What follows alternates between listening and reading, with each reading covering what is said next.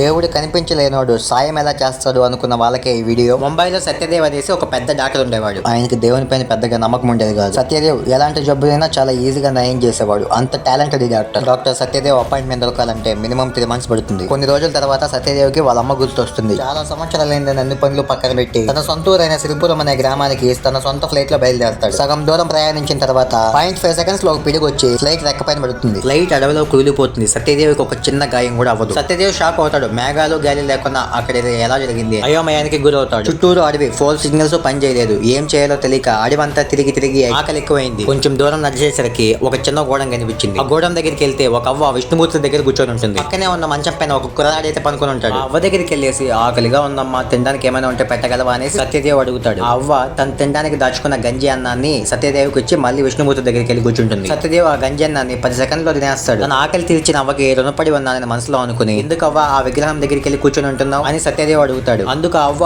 మంచం పైన పనుకున్న మనవడు గత 6 నెలలుగా అనారోగ్యంతో బాధపడుతున్నాడు. ఈ వ్యాధి ఏంటో తెలియడం లేదు. ఈ వ్యాధి నుండి మీ మనవన్ని బతికించాలంటే ముంబైలో ఉన్న డాక్టర్ సత్యదేవ్ వల్లే అవుతుందని ఈ డాక్టర్స్ చెప్పారు. అంత దూరం తీసుకెళ్ళడానికి నా దగ్గర డబ్బులు లేవు. అందుకే ఏం చేయాలో తెలియక ఈ నారాయణుడి దగ్గర కూర్చొని వేడుకుంటున్నాను అని అవ్వ అనగానే సత్యదేవ్ ఒక్కసారిగా షాక్ అయ్యి విష్ణుమూర్తి దగ్గరికి వెళ్ళి ఏడుస్తూ దండం పెడతాడు. అంటే విష్ణుమూర్తి సత్యదేవ్ని కావాలనే ఇక్కడికి రప్పించుకున్నాడని సత్యదేవ్కి అర్థమైంది.